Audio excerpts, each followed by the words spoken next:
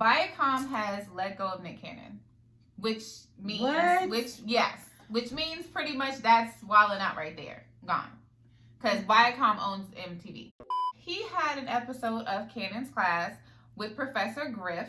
And in this, Professor Griff is a known anti-Semite, which we're not going to say that. But that is what the media perceives him as being anti-Semitic because of some comments that he made when he was a Public Enemy. That's actually the reason why he's no longer a Public Enemy from back in the 80s. So in this class, Nick did start to converse with Griff about certain things that he felt about melanated people. One of the things is that, melanated people, with that melanin comes a certain level of compassion that we attain. And so when you lack that melanin, you might lack that compassion, and it almost has more of an evil involved. And he was saying that, back then, they're in the Caucasus Mountains, they're kind of more barbaric than we are, as we're categorized as being savages. But when you really look at them, they were the more savage. Talking about the anti-Semite, how can we be anti-Semitic when we are the original Jewish people? We are the originals. This is what Nick Cannon said. What Nick but Cannon also said. Professor Griff believes the same thing. That how so they were agreeing. Yeah. So they agree. Mm-hmm. So this surfaced, of course, and I think that once the Jews that run that entertainment, they was like, oh, he's trying to talk this that is talk. How you feel. Oh, so let's fire this nigga like that. So he has been let go of Viacom. See, Nick Cannon, the thing I love about him is that he has variety of things going on. Like, well, dang, well, now it's going down. But, the Cannon's Class, everything like that. He does so much in the community. Right now, I feel like it's like the Kaepernick thing. Mm-hmm. When hey, it's freedom of speech. He can say what he wants to say. But what he said is true, and we all know it's true. And those Jews, those fake Jews, know it's true too. Let's keep it real, okay? Yeah. So, in the way the media is, everything they put out anyway is trying to destroy us. Yeah, it's showing violence, and when they're more, like you said, violent than us. Yeah. So we learned it from you.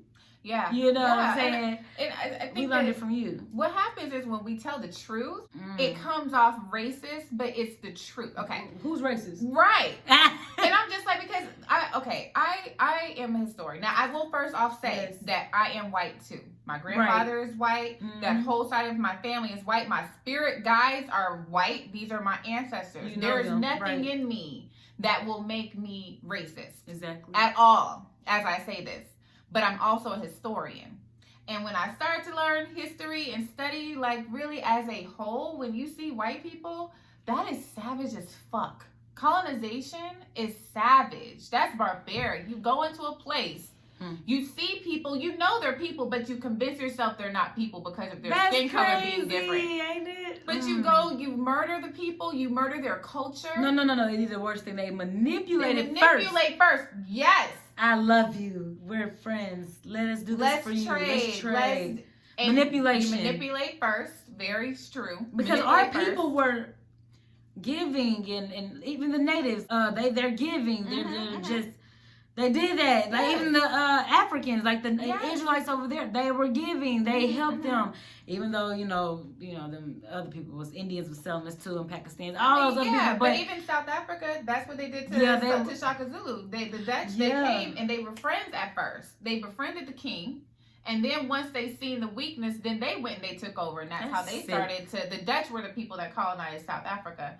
So I'm like, we've seen it over and over again, and I'm like, that is more savage. I mean, even to think that think of a group, and now white people individually, I don't feel are savage, but I'm saying as a whole, your race, what y'all do to sit under a dead body and eat. Who can do that? Like, who can even do that? And I know as an individual white person, you're probably like, no, but this is the group thing. The group. As a group, this is what they're doing. So I'm like, with Nick, I don't feel like he was really out of pocket by saying that, because it does seem like there is a lack of compassion. It does seem like a little more of a savage way of being to me. It's kind of messed up because that is his show, correct? Like his show. Wild Out. Yeah, that is his show. Okay, that's his show, so he can take it somewhere else. I wish that, like you said, they still got control over the media, right? They got control over the media to where even if Nick Cannon and a whole bunch of other people with money came together for their own network, it's like, well, how do I get it on television without going through the same people? Going through them, right. And it's messed up. So I have to go through y'all? Well, I wonder about Tidal. Does Tidal have shows? But see, then we would all have to download Tidal. You know how there could be other avenues to get Wild and Out going. YouTube, hello, because I mean, people, you can monetize that. So hopefully there'll be something else like we got him. I think all black. And they talk about being evil. They are they not realizing? Yeah, they fired Nick Cannon from that, but he has people that he has to feed. Yes, that's the point. They just have to put it. No, look, excuse me for this term, but they have to put the nigger in place. That's how they look at it. Like how they did Kaepernick, even like how you put that, how you compared it. That's true. It's almost like they really are putting him in his place because on the show, I forgot to tell you this. On the actual show with Professor Griff, I really wish I could look at it again. I really feel like Griff might have said, like, how are they letting you speak like this? It was something along those lines, like, why they let you get away? Or he was like, I don't know, I get away with it. You know what's crazy? And they had to let him know he don't get away with it. That's because he was on his canon class. So just like us, we have a different platform than we do somewhere else. Like, we ain't gonna talk like this at work because we have, like religion and stuff. We can't talk about that at work. But when we're here in our comfort of our home recording, oh, why is she talking about religion? Or why? Oh, I didn't know she was atheist. Or she's not atheist, guys. But, they will say that. And it's like, well, you can't work for us because we're a Christian-based foundation. Stuff like that. So you think you comfortable and safe on your own platform, but are you really? Are you really? Are you really? Because they're like, oh. But what about freedom of speech? So our amendments are not working? What about that? Because, see, now you got to think about how white folks look at this. Because they're in an age that if they say anything even close to racist, they getting fired. They pissed about that shit, by the way. But everything he said was fact, so how can you be mad at fact? Yeah, because, it's because he kind of, he did. He went with the Farrakhan kind of expression of the white devil. You understand what I mean? Ooh. He didn't say white devil, but I know that's what they heard was white devil. When he said that there is a little evil in that, where you don't have melanated, and there is a hint of it there, I have to say.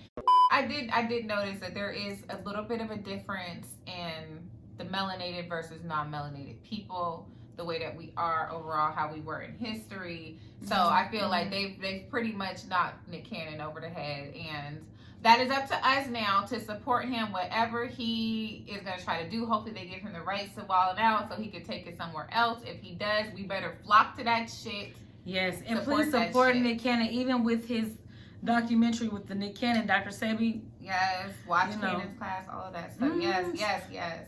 Even though he has money still coming in, he still was trying to do his thing. He's just speaking facts. Yeah, he was. And in closing, though, I will say that I love that this is how Nick Cannon is, because before we were younger, he just was such a silly kind of character. You never knew he had something on his mind. But he know these folks. Woo! And you remember I said it before in one of the other episodes. I'm here for you, Nick. On all levels. She gonna be in your DM before night's over. No, I won't. You can find in mine. Watch. Okay. It's gonna come from the Cushion Coffee page.